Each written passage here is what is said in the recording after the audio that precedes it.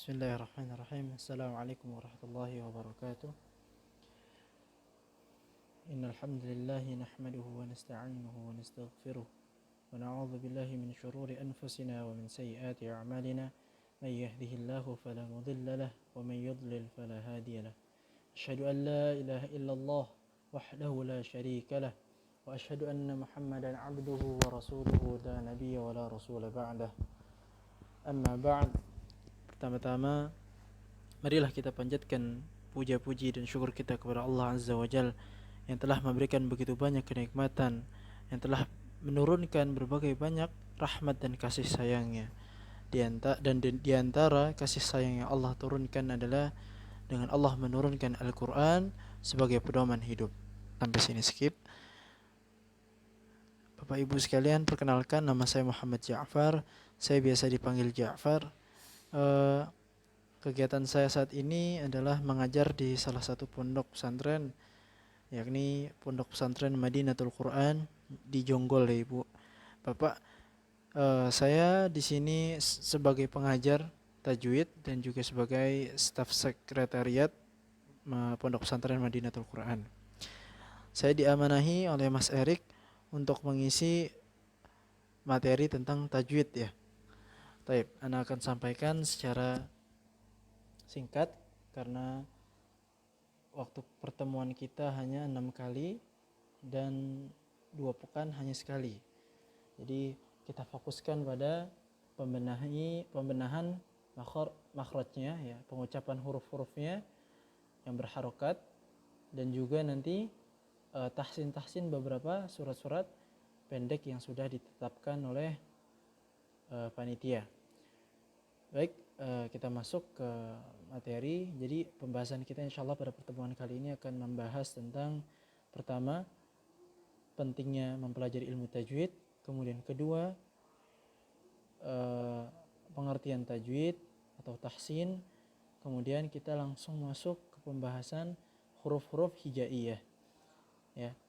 Kemudian yang huruf-huruf hijaiyah ini akan masuk kepada pengenalan nama-nama huruf, kemudian huruf-huruf hijaiyah yang berharokat, dan pada pertemuan kita kali ini kita cukupkan sampai berharokat fathah, yang kemudian akan dilanjutkan dengan tahsin surat Al-Fatihah. Baik, langsung saja kita masuk ke pembahasan pertama, yakni tentang pentingnya mempelajari tajwid. Tajwid sangat penting untuk dipelajari. Kenapa? Karena ulama memberikan hukum pada ilmu tajwid tersebut dengan mempelajari ilmu tajwid, dengan memahaminya sampai dia bisa mengajarkannya adalah fardu kifayah. Apa itu fardu kifayah? Fardu kifayah adalah kewajiban bagi suatu kaum ya, bagi suatu kaum, dan jika sudah dilaksanakan oleh beberapa orang maka batal kewajiban bagi yang lainnya. Sebagai contoh, di suatu masjid belum ada yang bisa mengajarkan cara membaca Al-Quran, maka diwajibkan atas setiap yang di sana harus ada yang bisa mengajarkan bisa mengajarkan tajwid kepada orang lain. Maka diwajibkan jika ada satu orang yang sudah bisa dan dia sudah bisa mengajarkan Al-Quran, maka gugur kewajiban yang lain dan gugur dosa-dosa yang lainnya. Baik. Sedangkan membaca menggunakan tajwid atau tahsin, membaca Al-Quran dengan menggunakan tajwid atau tahsin, maka hukumnya adalah fardu ain. Apa itu fardu ain? Fardu ain ialah kewajiban yang diwajibkan atas setiap manusia. Ya, jadi diwajibkan untuk kita berlatih ya, membaca tajwid dengan baik dan membaca Al-Quran dengan baik dan benar dengan menggunakan tahsinnya ya, memberikan makhraj hurufnya, sifat-sifatnya, dan menggunakan hukum-hukum yang ada di dalamnya. Dan poin lagi, kenapa kita pentingnya mempelajari ilmu tajwid? Agar bacaan kita sama seperti bacaannya para sahabat radhiyallahu anhum ya, juga sama dengan bacaannya Rasulullah dan juga malaikat Jibril alaihissalam. Karena Nabi Muhammad SAW tidaklah membaca Al-Quran kecuali sebagaimana yang diajarkan malaikat Jibril alaihi salam. Dan malaikat Jibril alaihi salam tidaklah membaca Al-Quran kecuali apa yang Allah telah ajarkan kepadanya. Maka begitu pula lah kita sebagai seorang muslim, sebagai orang yang ingin mendapatkan petunjuk dari Al-Quran, maka sudah sepantasnya kita ikut mempelajari cara membaca yang Rasulullah SAW ajarkan. Dengan apa? Dengan mempelajari ilmu tajwid. Baik, kita akan masuk ke pengertiannya. Tajwid atau tahsin berasal dari kata jawwada yujawwidu tajwidan atau hassana yuhassinu tahsinan, yang artinya memperbagus, memperindah, memperelok bacaan yang tadinya misalnya bacaannya terlalu parah, tidak mengerti panjang pendeknya, tidak mengerti hukum-hukumnya. Ya, dengan mempelajari ilmu tajwid, seseorang insyaallah akan mengerti bagaimana panjang pendeknya, kemudian hukum-hukum yang lahir darinya. Baik, secara istilah adalah ilmu yang mempelajari tentang tentang makharijul huruf atau tempat-tempat keluarnya huruf, sifat-sifat huruf, dan hukum-hukum yang lahir darinya. Baik, karena waktu kita singkat, kita akan tidak akan membahas tentang makhraj secara terperinci. Jadi ana sudah sediakan suatu gambar yang di situ adalah makharijul huruf, ya. Ada file PDF, di situ bisa Ibu Bapak lihat. Ada gambar-gambar bagaimana pengucapan huruf-huruf, ya, kondisi mulut saat mengucapkan huruf-huruf hijaiyah. Baik, kita langsung masuk ke gambar yang kedua. Gambar yang kedua adalah gambar yang di situ ada tulisan Arab ad-darsul awal huruful hija. Ya, yang di situ ada hanya huruf-huruf yang tidak berharokat. Ya, huruf-huruf hijaiyah yang tidak berharokat. Baik, Ibu Bapak bisa lihat. Kita kali ini di sini akan saya kenalkan nama-nama huruf Arab. Kenapa? Karena sebenarnya huruf-huruf itu memiliki nama. Jadi misalnya ada huruf yang namanya huruf dal. Nah, seringkali orang Indonesia ketika disebutkan ini huruf apa, dia mengucapkan huruf da. Nah, padahal itu adalah huruf dal. Sedangkan da itu adalah huruf dal yang berharokat fathah. Baik, kita akan kenalkan. Yang pertama adalah alif. Ya. Yang pertama adalah alif. Apa itu alif? Alif adalah garis lurus, ya. Gambarannya adalah garis lurus yang tidak ada kepalanya. Baik, saya ulangi, garis lurus yang tidak ada kepalanya. Berbeda dengan hamzah.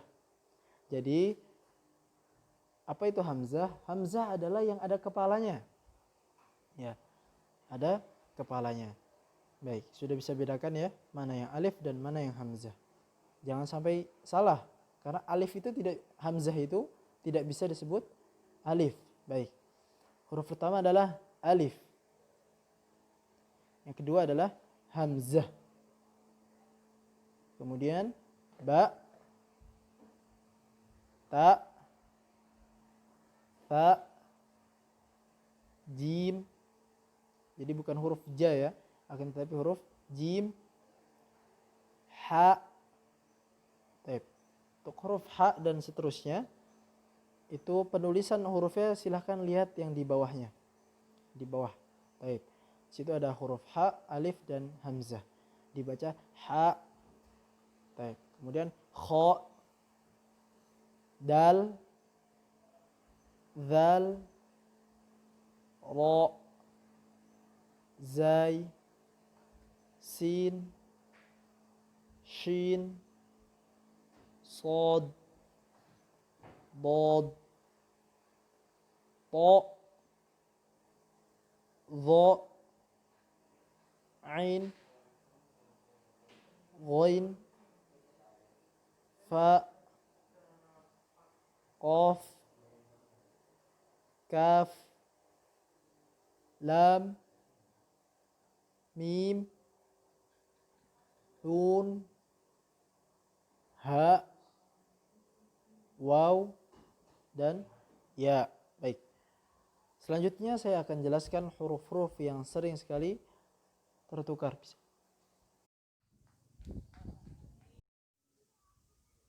Huruf-huruf yang sering tertukar biasanya adalah alif tertukar dengan huruf ain. Maksud saya huruf hamzah tertukar dengan huruf ain. Misalkan saja pada surat Al-Fatihah.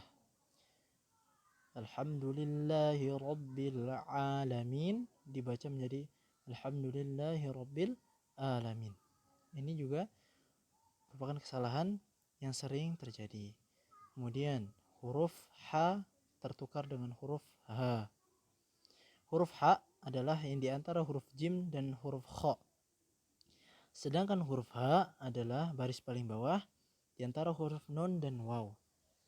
Ini adalah dua huruf yang berbeda yang sering sekali orang-orang Indonesia membacanya dengan huruf yang sama, yaitu H.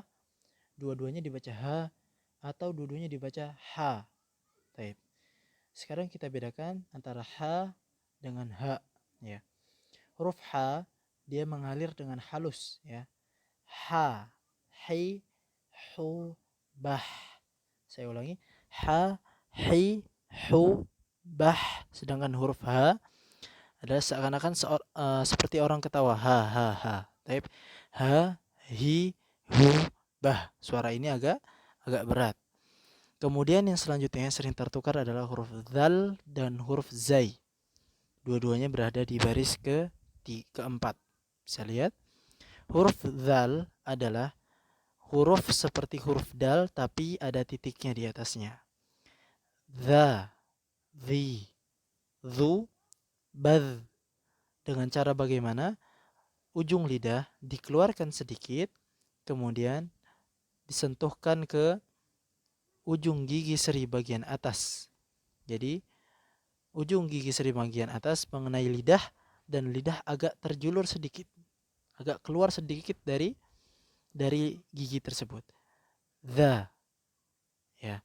Baik, sedangkan huruf zai adalah huruf yang menyerupai ra akan tetapi ada titiknya. Za. Taib. Huruf zai tempatnya adalah ujung lidah menyentuh pangkal gigi seri bagian bawah. Seperti huruf sin. Za. Baik. Kesalahan berikutnya adalah biasanya huruf sin tertukar dengan huruf shin. Huruf sin tidak ada suara hembusan nafas yang terlalu banyak sehingga terdengar shin, sin. Tidak, akan tetapi halus. Sin, ya, huruf sin. Sa, si, su, bas. Adapun huruf shin memiliki sifat tafasyi yang artinya udara mengalir deras di mulut. Seperti orang mengusir ayam. Syah, syah. Seperti itulah huruf shin. Sha, shi, shu, bash. Baik. Kemudian selanjutnya adalah huruf yang sering tertukar adalah huruf qaf dengan huruf kaf. Huruf qaf makhrajnya lebih dalam daripada huruf kaf. Perhatikan. Qa, qi, qu, baqo. Dan huruf qaf memiliki sifat qalqalah. Adapun huruf kaf seperti sebagaimana orang Indonesia mengucapkan huruf K. Ya. Ka, ki, ku. Baik. Kemudian huruf yang sering tertukar lagi adalah huruf kha, yakni sampingnya huruf H di baris ketiga, dengan huruf ghain, sampingnya huruf ain di baris ketiga dari bawah. Baik. Kha, khi, khu, gho, ghi, ghu. Dua-duanya ada serak-seraknya akan tetapi berbeda. Kha, khi, khu, gho, ghi, ghu. Baik. Selanjutnya adalah kita akan mempelajari huruf-huruf hijaiyah yang berharokat fathah. Perlu diketahui bahwa huruf-huruf hijaiyah hanya ada dua kondisi. Kondisi yang pertama adalah sukun, artinya dia tidak dibaca, atau dia berhenti di situ, di huruf tersebut, dan huruf kedua adalah berharokat. Dan huruf yang berharokat itu ada 3. Berharokat fathah, atau dhammah, atau kasrah. Baik, sekarang kita akan menyebutkan huruf-huruf yang berharokat fathah. Bapak Ibu bisa dengarkan dulu, kemudian nanti bisa dicoba di rumah. Baik, A, saya ulangin 2 kali ya. A, oh iya sebentar. Fathah, harokat fathah dari kata fataha yaftahu yang artinya membuka. Jadi ketika mengucapkan huruf-huruf yang berharokat fathah, maka mulut agak sedikit dibuka. Jangan terlalu agak mingkem ya, kurang dibuka. Akan tetapi huruf yang berharokat fathah maka mulut agak sedikit dibuka. Jadi saya mulai bacakan. A, ba, ta, tha, ja, ha, kho, dha, ra,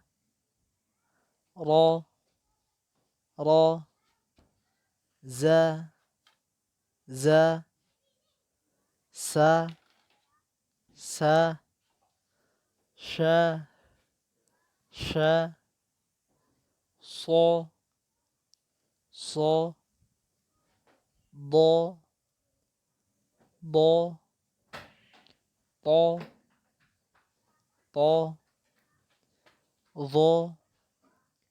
dho, a, gho, fa, ko,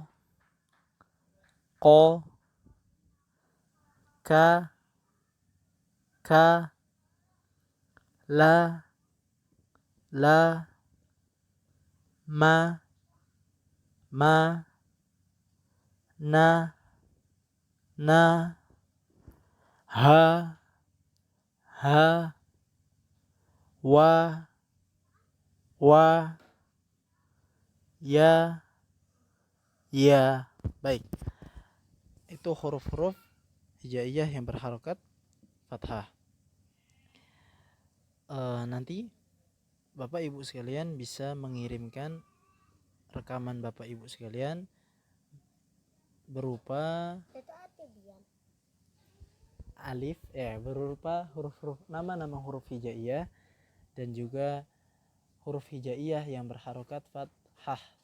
Semuanya dibaca kemudian dikirimkan ke saya, dan insya Allah kalau sempat saya akan membenahi satu per satu. Kita bahasnya agak singkat karena waktu yang terbatas. Baik, Ibu Bapak sekalian, sekarang kita masuk ke tahsin surat Al-Fatihah. Bapak Ibu sekalian bisa mengambil mushaf atau bisa membuka aplikasi Quran yang ada di handphone Bapak Ibu sekalian. Baik, yang pertama saya akan bacakan surat Al-Fatihah secara lengkap. Kemudian Bapak Ibu sekalian, nanti saya bacakan sekali lagi, kita bahas ayat per ayat dan kesalahan-kesalahan yang sering terjadi. Kemudian Bapak Ibu sekalian bisa mengikuti bacaan saya tanpa harus stop atau mempause, memberhentikan audio ini. Baik. A'udzu billahi minasy syaithanir rajim. Bismillahirrahmanirrahim. Alhamdulillahi rabbil alamin. Ar-Rahmanir Rahim. Maliki yaumiddin. Iyyaka na'budu na'budu wa iyyaka nasta'in. Ihdinas siratal mustaqim. Siratal ladzina an'amta 'alaihim ghairil maghdubi 'alaihim waladdallin.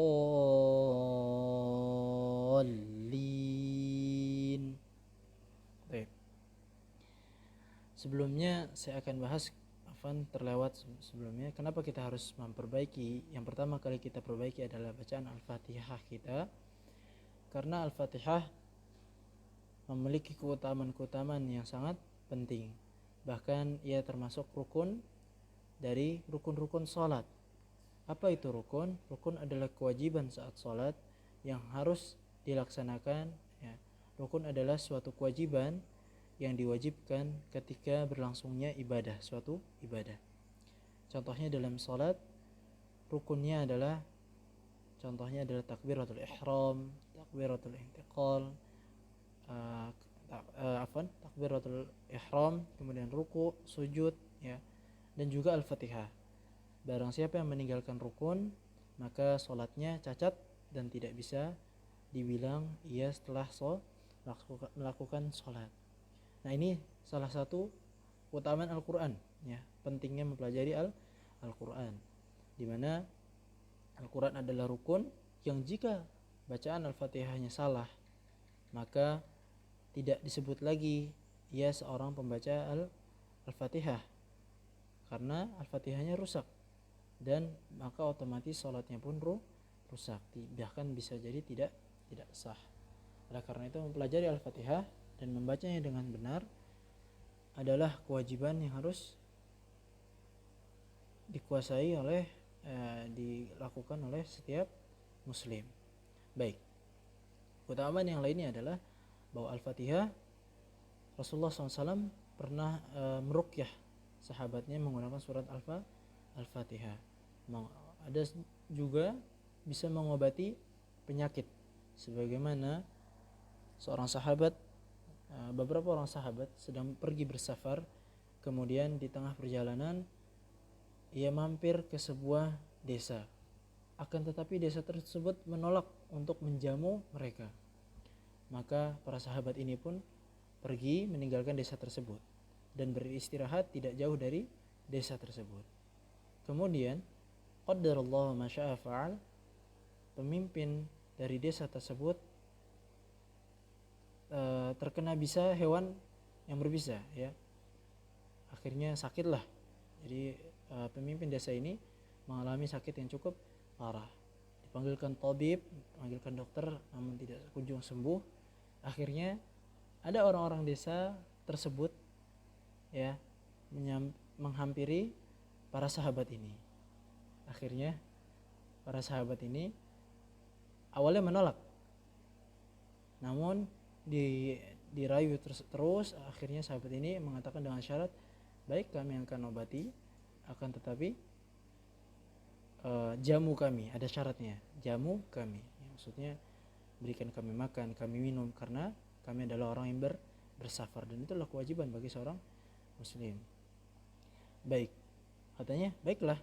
Setelah itu ternyata seorang sahabat tersebut hanya membacakan surat Al-Fatihah dengan keyakinan yang kuat, dengan memahami makna-maknanya, maka biidznillah, dengan izin Allah Azza wa Jalla, orang tersebut atau pemimpin mereka sembuh seketika, ya, karena Al-Quran adalah syifa'ul linnas, ya, karena Al-Quran adalah obat bagi seluruh manusia. Baik, kembali ke pembahasan Al-Fatihah tadi. Kita bahas dari ta'awudz. Ta'awudz artinya talabal audz, yang artinya memohon perlindungan, ya. Baik, a'udzubillah, sering sekali orang membacanya a'udzubillah atau jadi dua-duanya ain. Harusnya dia hamzah dulu, a, kemudian a'u. Baik, a'udzubillahi minasyaitonir rajim. Himinas. Shin memiliki sifat namanya rakhwah. Biarkan dia mengalir dulu. Minasyaitonir rajim. Baik. Kemudian masuk ke ayat pertama. Bismillahirrahmanirrahim. Ya sama sin juga seperti itu bacanya. Biarkan dia mengalir dulu. Bismillahirrahmanirrahim. Kemudian sini pakai ha, bukan pakai ha, bukan Bismillahirrahmanirrahim, akan tetapi pakai ha, pakai huruf ha. Nirrah ya. Bismillahirrahmanirrahim. Baik. Kemudian masuk ke ayat pertama. Alhamdulillahi Rabbil Alamin. Kesalahan yang sering terjadi di ayat ini adalah pertama menebalkan setiap hurufnya. Nah, ini adalah cara yang salah. Alhamdulillah. Tidak fatal, akan tetapi mengurangi keindahan bacaan Al-Quran. Ya. Harusnya dia membaca alham, ya, bukan alha. Baik. Kemudian kesalahan yang sering terjadi adalah Rabbil, ya, Rabbil alamin, dibaca menjadi Rabbil alamin atau ngalamin. Ini juga kesalahan yang sering terjadi di lidah-lidah orang Indonesia. Dan ini bisa menjadi fatal. Kenapa? Karena bisa mengubah arti. Ya. Jadi kesalahan-kesalahan yang fatal bisa membatalkan surat tersebut. Misalnya alam itu dalam bahasa Arab artinya sakit. Sedangkan alam pakai ain artinya adalah alam semesta. Baik, kemudian ayat berikutnya. Ar-Rahmanir-Rahim. Kesalahan yang sering terjadi dimanapun adalah ketika panjang maka dimasukkan ke hidung. Maksudnya gimana? Bindeng. Jadi semua huruf masuk ke hidung. Padahal huruf yang masuk ke hidung hanya dua, yaitu huruf mim dan huruf nun. Selain dua huruf tersebut tidak ada yang masuk ke hidung.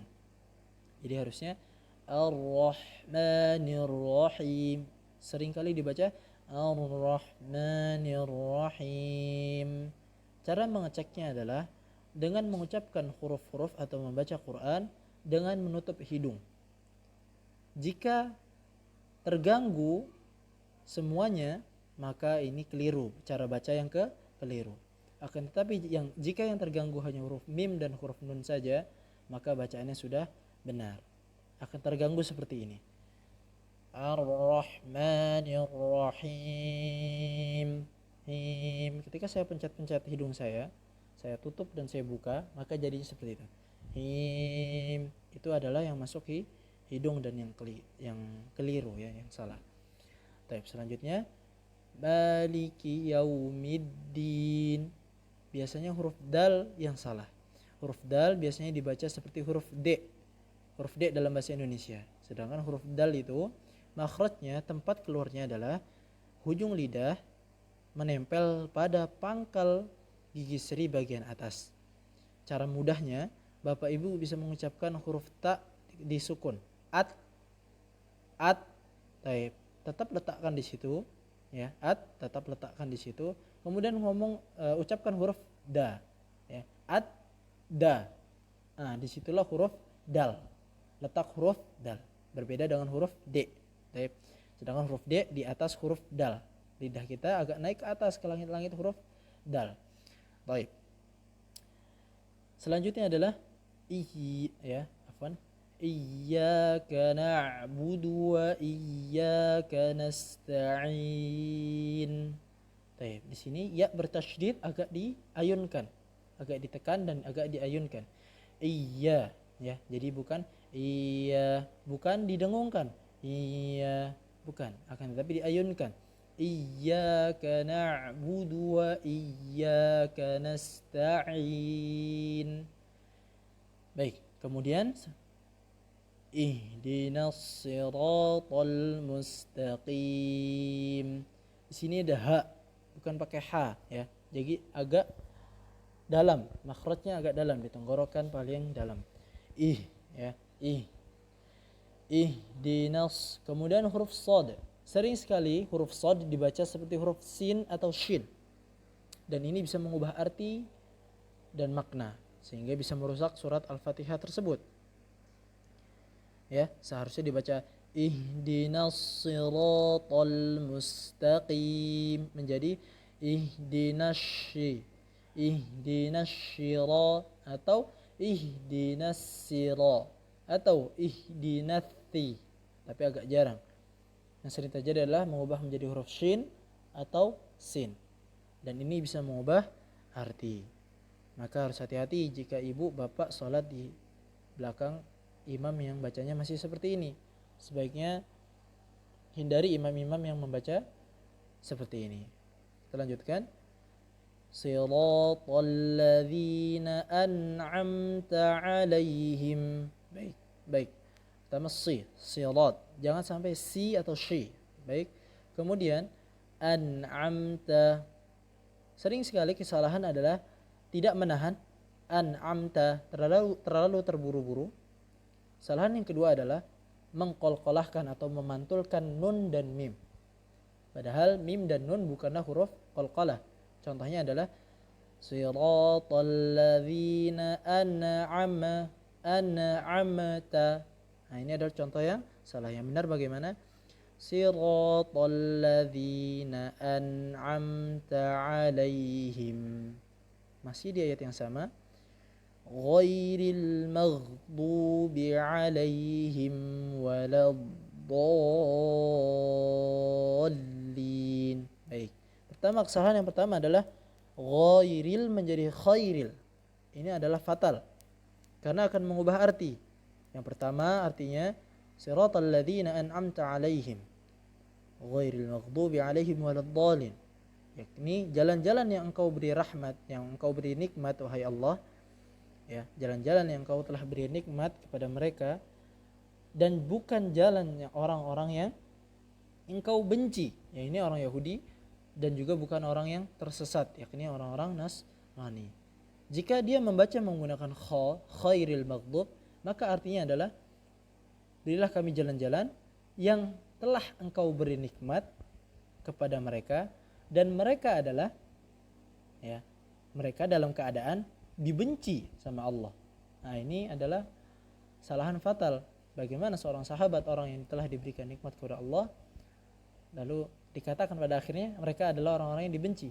Nah, ini sangat-sangat fatal, ya, sangat parah kesalahannya. Maka sebaiknya diperhatikan.